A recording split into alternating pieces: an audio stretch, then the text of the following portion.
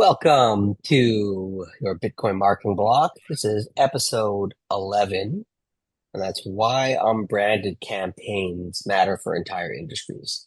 Dave, the analogy of how a fish will only grow as large as the aquarium that it's in.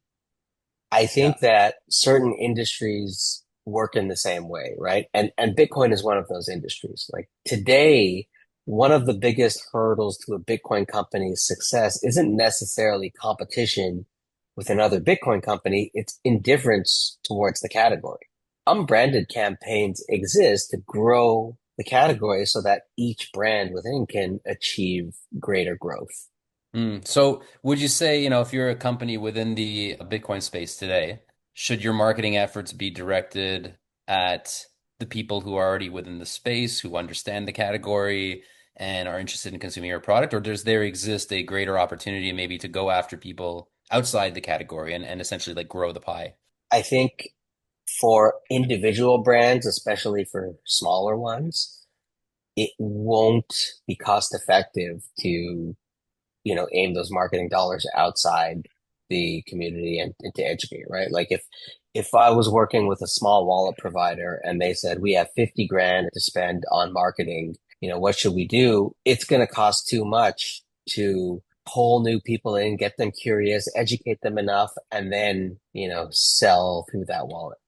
I Mm. think for smaller companies, they need to focus their marketing dollars on existing Bitcoiners and switching from other brands. That kind of marketing strategy then hinges on the size of the community, Right. right? It makes And the sense because more, you do see companies like Coinbase sometimes, right, who are doing that heavy lifting for the whole industry to say yeah, we're going to go after the non-adopters, right? The people who don't understand today. But there yeah, there there's very few companies of that scale, right? That where it's exactly. Yeah, realistic right. to think that And they could do that. yeah, and so, what's happening in Bitcoin, and we've talked about this, is category awareness is very, very high, right? It's over 90%. But it's adoption that's really low. And the challenge isn't recognition of the category, right? Mm. It's meaningful understanding.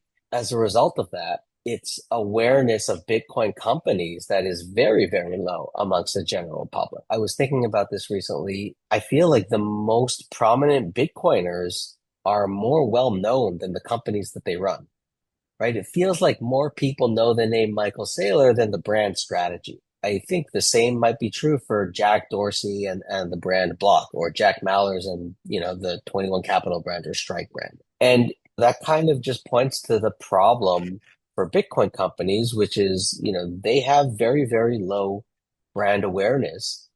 And growing that awareness is going to be harder to do when category understanding is as low as it is, right? Mm. People don't buy brands in categories that they don't understand. Something that resonates for me is with shoes. I got really into running in the last 5 years or so, and now I have awareness of these brands like Brooks or Saucony or Asics, right? That were not really on my radar before. If I went to a shoe store looking to buy something, like I was much more inclined to get Adidas or Reebok or Nike, which are brands that everybody knows. It required me to really understand the category of running before I started to have any awareness of the brands that were sort of most popular in that space. That's why what we feel is needed in the Bitcoin industry is an unbranded campaign, Right. right? Where unbranded campaigns can create demand for the entire category. And like Got Milk is the best example, right? It didn't promote one dairy company,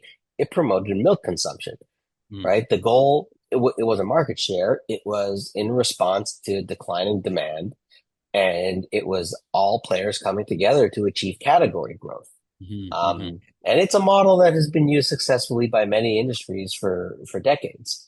And it's, the rationale here is that a rising tide lifts all ships, right? If more people understand Bitcoin's value proposition, then every company, every participant in the ecosystem benefits, whether it's an exchange, a wallet provider, a miner, a media company, conferences, treasury companies, and so on. Industries mature when competitors can come together and cooperate on category growth because it's a priority, right? And I think the Bitcoin industry is still young enough where category growth might be more important than competitive differentiation.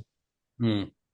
Yeah, that makes me think a little bit of like the conferences, we've attended where the contrast for me compared to maybe conferences for other industries is there's a feeling of like you're kind of fighting for market share, with your competitors. And there's something about Bitcoin conferences where when you meet other people, there's this kind of sense of like camaraderie and we're all in this together. And there's a almost more of a feeling of like abundance rather than scarcity, where it Mhm. feels like by meeting other Bitcoiners, by coming together, we can all kind of participate in that mission to grow awareness and ultimately grow the pie, Mhm. right? So I could see that as an industry matures, it maybe becomes that competitive mindset maybe takes over a little bit more.